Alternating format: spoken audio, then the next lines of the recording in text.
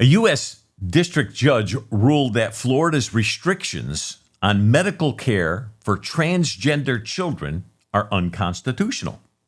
Plus, why are government agencies being ordered to register voters in the normal process of their daily business?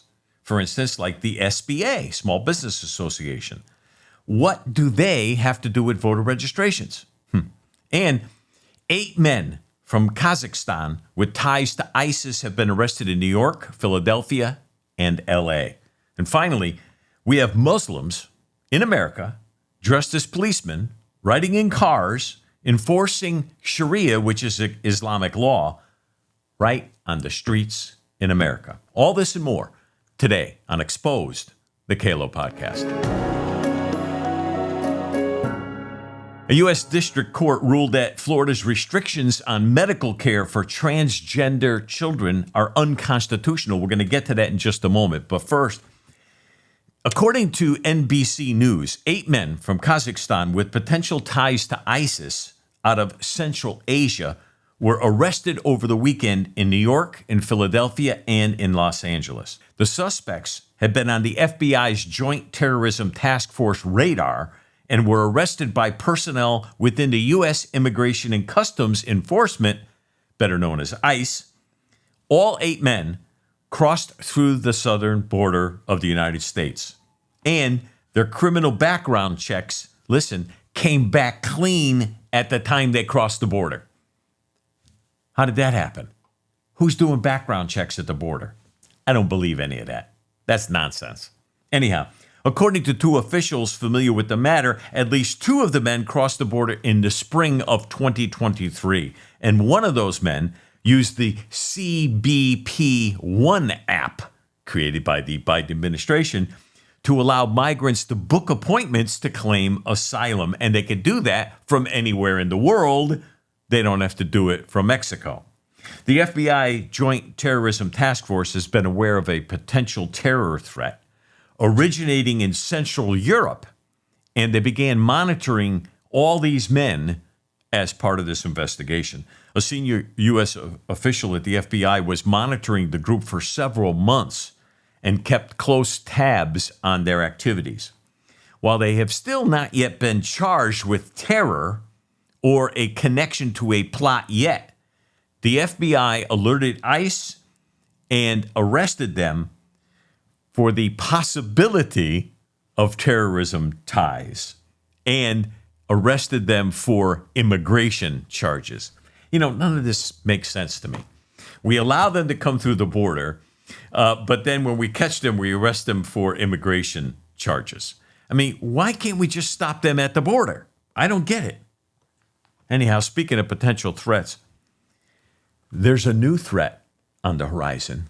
That's right. Body roundness. New research says body roundness is a good indicator of your weight and health risks.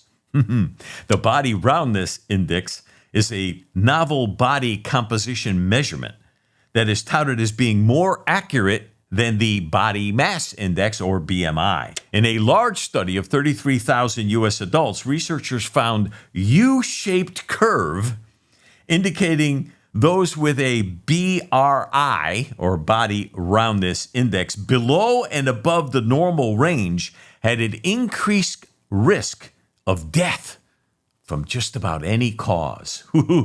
Body roundness. The study also found over a 20-year period, BRI showed an upward trend, another indicator of the USA's obesity epidemic. Now, we all know we got fat people in America, and we know why we have fat people in America, because we're lazy. I'm a formerly fat man, and I know what it's like because I'm lazy. I don't like exercise. I'm sorry. My arms, they don't quite look like some other guys on TV. I'm Dan Bongino. Hey, Dan.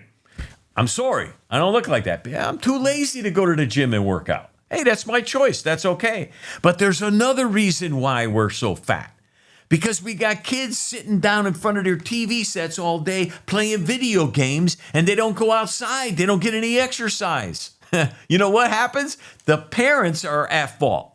The parents feed the kids the garbage from the grocery store, all the things that comes in boxes in the center aisles in the store. It's all garbage. It's all filled with GMOs and everything else. It's not good for our kids. We feed them McDonald's and Burger King, no stuff with fillers, and we don't even know if that's real hamburger. I don't know. Hey, I like a good Big Mac every now and then. In fact, I just had one a couple of days ago. I might be able to go for a little flame-broiled burger myself this afternoon. I don't know. But speaking of a growing epidemic, we do have an underlying problem happening right here in America. A U.S. district judge ruled that Florida's restrictions on medical care for transgendered children is unconstitutional. The judge struck down the signature priority of Governor Ron DeSantis. U.S. District Judge Robert Hinkle's decision invalidates much of the 2023 law and the rules approved by the state boards prohibiting children from accessing medical treatments for gender dysphoria, such as, the puberty blockers and hormones. The attorneys that represented the transgender plaintiffs argued that the law signed by DeSantis was an act of discrimination and animus against transgender people. Well, I was a little concerned about the judge stating that, so I went into a little bit deeper. The state said it was targeting the treatments, not the transgender people themselves, which is true. The treatments are dangerous for children. But the judge, in his ruling, who was appointed to the bench by President Bill Clinton, by the way, said that it was, quote, clear that anti-transgender animus motivated Bill's sponsors. Well, how did he draw that conclusion? Hinkle pointed to comments from DeSantis and other House representatives about young children being castrated or sterilized because of medical treatments for gender dysphoria. Quote, this is the judge. Perhaps all this talk about castration and mutilation is just political hyperbole, but it casts at least some doubt on the assertion that these decision makers' motivation was sound regulation of medical care in the best interests of transgender patients rather than an outright disapproval of transgender identity. What kind of gobbledygook is that? Basically, what he's saying is he's interpreting by their rhetoric that they are actually against transgender people and not the process itself. And this is a judge? What this judge should be doing is ruling on the law and stop trying to bring his own interpretations into it. It's just another case of an activist judge following orders of the radical left who are pushing a trans agenda across the nation. And believe me, this is going to get pushed up to the Supreme Court, and this, too, will be either thrown out or overruled. Speaking of a radical agenda, get out the vote. Get out the vote. That's what the left is doing. Let's take a look at this quick video. Mr. Whitson, in your opinion, sir, why is the SBA involved itself in election process and registering voters in swing states? Thank you for that question. So this is part of the executive order. It commanded every single federal agency executive order to take part in this whole of government, get out the vote effort to benefit the Biden administration. And so SBA is one of those tools. And so Michigan, as we mentioned, it's well-known fact that it's a key battleground state. And so it doesn't require a lot of votes to make a significant impact. And Right. so that's right. what it appears. What does the SBA stand for, Mr. Whitson? Do you know? It's the Small Business Administration. Do you find that odd that the Small Business Administration is involved in getting out the vote in a state that President Biden is down in and absolutely needs to win to stay president? Absolutely. Of course, they're focusing on, the battleground states. That's what it's all about. So why is the SBA and other federal agencies trying to get people to vote? Because they've been ordered to. They've been mandated by Biden, in an official presidential mandate. There it is. It's in black and white. And it's an initiative by the Biden administration, and the media complicitly silent. Not a word. Oh, there's nothing wrong with that. Now, if Trump were doing that or another Republican were doing that, oh my God, you'd never hear the end of it. It'd be on the news every single day. And I wonder, if these people are not seriously mentally retarded.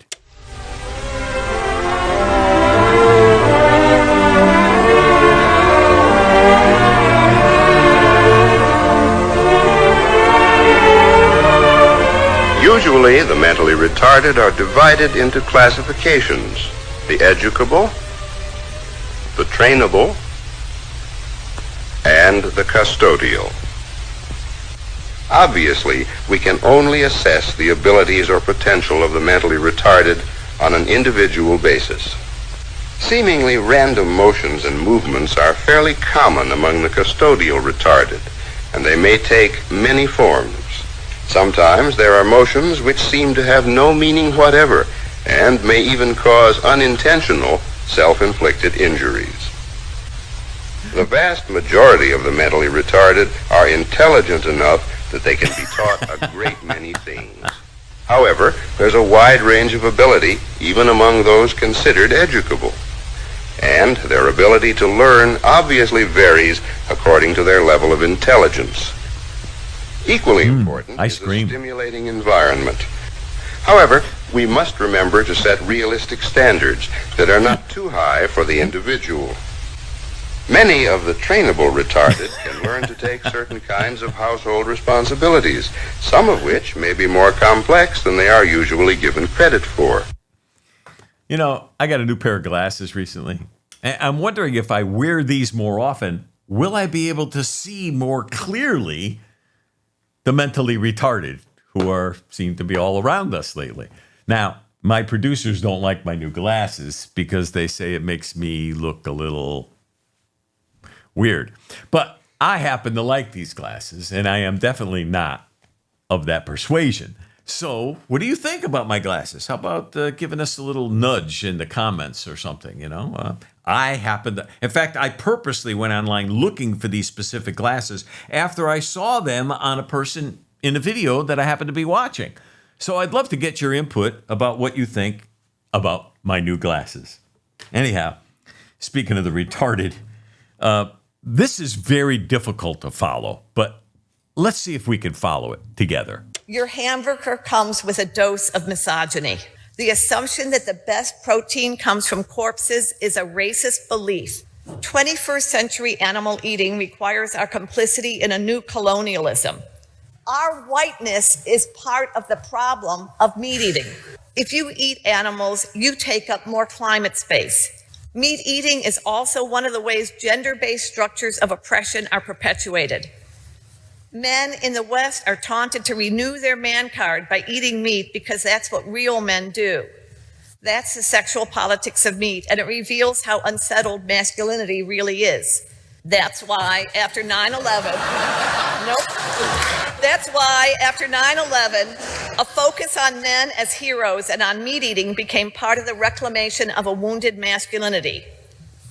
When a black man was elected as U.S. president, we saw how white this wounded masculinity was. White supremacists weaponized it, eating meat, eggs, and dairy.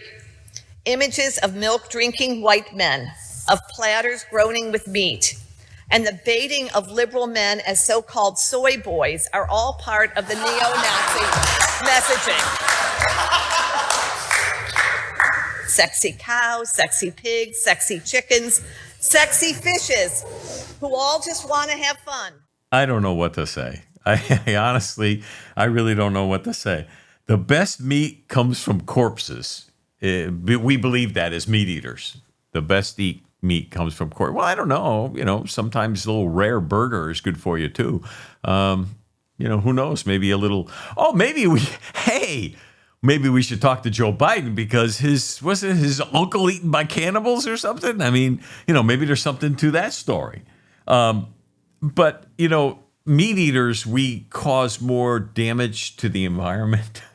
Listen, this is just such craziness. You wonder what makes a woman like this get up, get dressed, go to a meeting like this, and spend time writing a speech, and then literally giving it. On what basis do you live? Where's your reality? You spent all that time preparing to give this speech, and most people looking at you will think you're insane. I mean, really, seriously. There may be 1 in 10 that might agree with you. How do you live with the fact that 90% of people around you think you're crazy? Because you are. Absolutely. Now, if it were just about vegetarianism, maybe we can handle it. But no. They're bringing it even further. Let's take a look at this.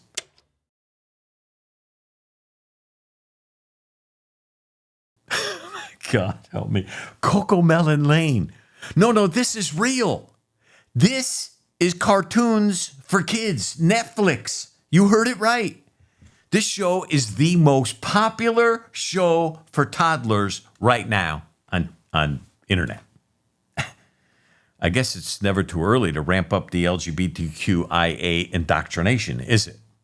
This video is proof. It's disgusting. I'm sorry I even had to show it to you. But it's proof that they are working diligently to brainwash our children. What are these sycophants up to? They are up to taking over the next generation. And speaking of sick people, let's watch this together. I'm the executive director of Spectrum Center. My pronouns are they, them. I am a ilukukaktunga malgrun. Whoa, hold it. Well, Ila Kuktaktuna Maldik? What the heck is that? What's this on your chin? I'm a Ilu Kukaktuna Maldunik. No, this is real. I mean, these people really believe what they believe.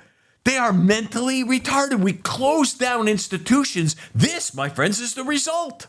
They're on the street and they're everywhere. They're running loose and they're around our kids. Let's hear what she has to say. Oh, yeah.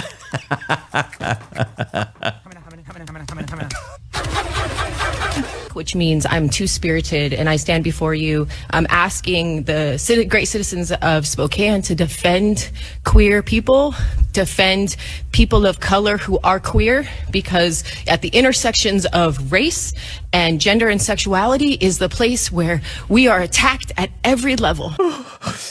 We're attacked at every level. What does it mean when she says she's two-spirited? I wonder what two spirits they are. I mean, I don't know what two spirits she got, but we're being asked to defend queer people and people of color that are queer. What's the difference? You see, that's racism. She had to point out the difference that, people of color. Well, what's the difference? If you're queer, you're queer. What does it matter what color you are? See? They don't even realize it, but they're living it. And then she says, because at the intersection of race and gender and sexuality is the place where we are attacked at every level. I mean, I can't even make sense of that statement.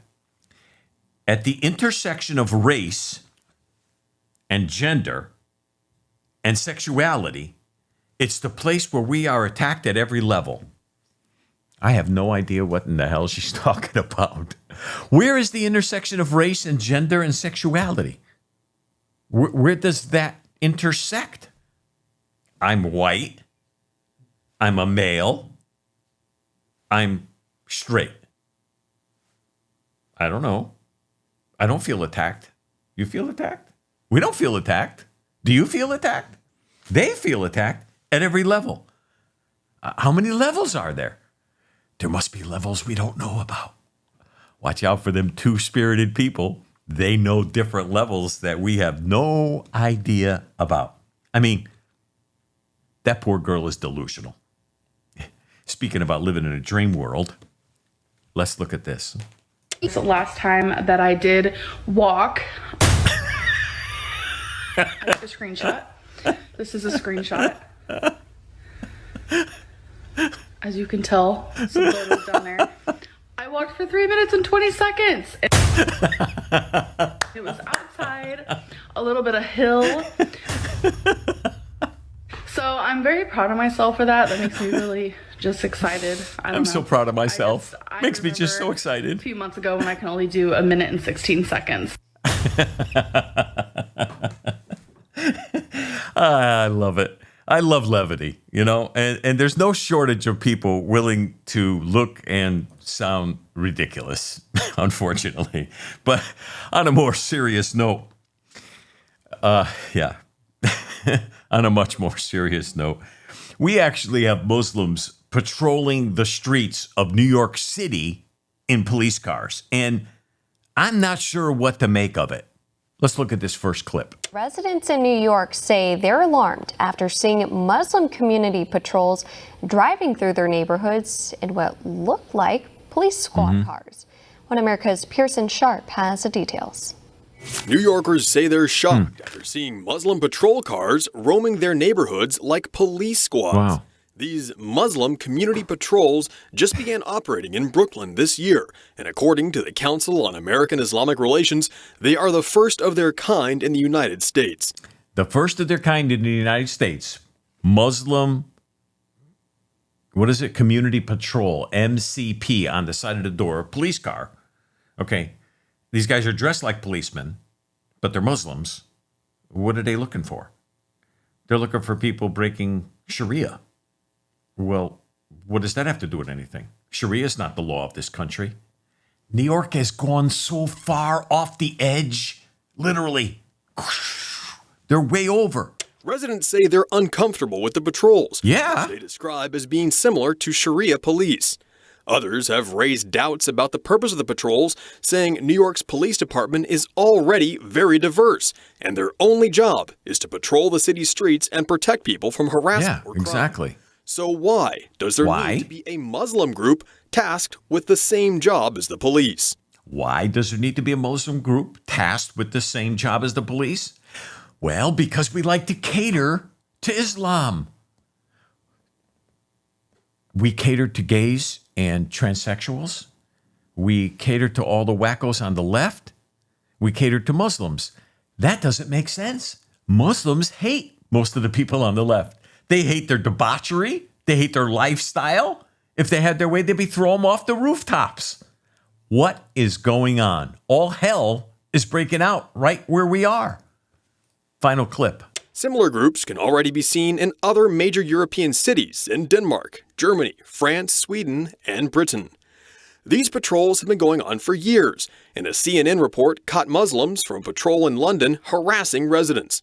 In Whitechapel, one man can be heard insulting a gay man, calling him offensive names and telling him he wasn't welcome in a Muslim area. Others denounce residents for drinking, claiming this is a Muslim area and alcohol is not permitted. They also harassed a woman as she was crossing the street, warning her that her short skirt was not allowed in Muslim areas. And now, with the arrival of these Muslim patrols to New York City, Americans are becoming worried they'll fall under the same harassment for not following Islamic practices. Yeah, but this is what they want, right?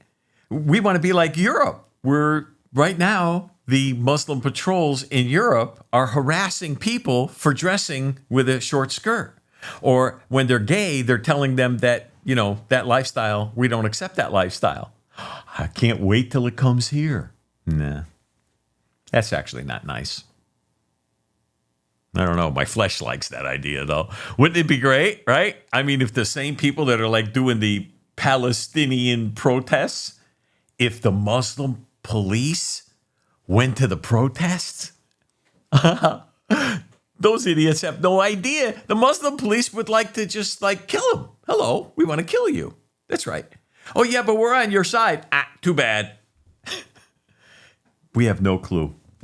All this really should be a reason for Americans to be more alarmed than we are. It's time we start to demand an end to this type of progressivism, because where it leads, well, we just have to look at Europe to see where it leads. And it leads to a place where our freedoms are completely stripped as Americans. Now, of course, I don't believe that I don't believe that, being a prostitute or being on the street or being gay or, one of those things, I don't believe that's for me. None of those things are my lifestyle. But yet, as an American, I believe they have the right to live their life the way they choose. That's one of the benefits of being an American. You get to choose if you want to be religious or not, if you want to live a certain lifestyle or not. It's when you try to force your lifestyle on us that, I become defensive. I go, look, you can live your lifestyle the way you want at home, on your work or job or home, whatever you want to do, that's fine. But don't try to force it on me or my children. Big difference. This is being forced on all Americans, and we've got to stand up. It's time. We demand an end to all this. And speaking about the government selling out its own people, under California's existing laws regarding solicitation of a minor, of any person who solicits or agrees to or engages in or engages with any minor with the intent to receive compensation or sexual favors or whatever it might be from another person, that person is guilty of a misdemeanor. Yeah, you heard me right. Misdemeanor.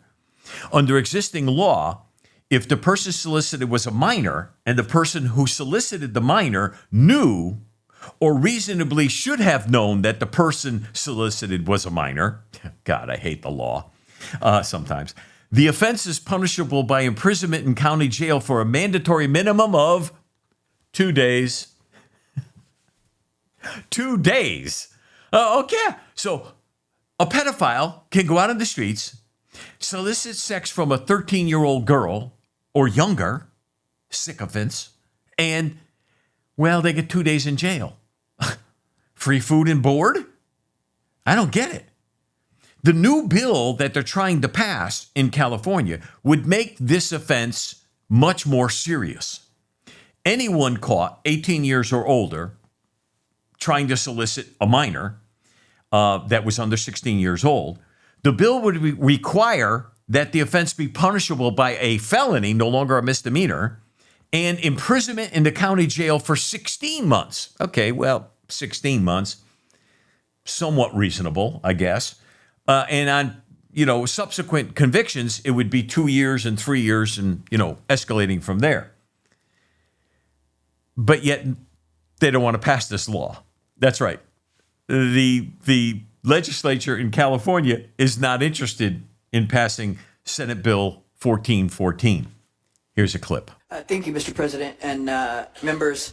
I'd like to say, as a progressive, proud member of this body for the last 12 years, I'm done.